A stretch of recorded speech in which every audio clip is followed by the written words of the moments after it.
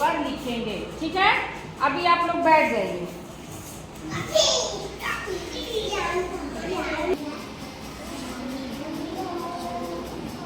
तो ये बड़ी की मात्रा लगी है नाली में। अच्छा ठीक है, और सोचो किसमें बड़ी की मात्रा लगी है,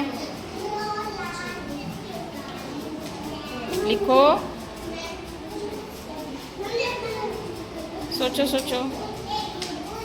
नानी में। हाँ, नानी में लगेगा।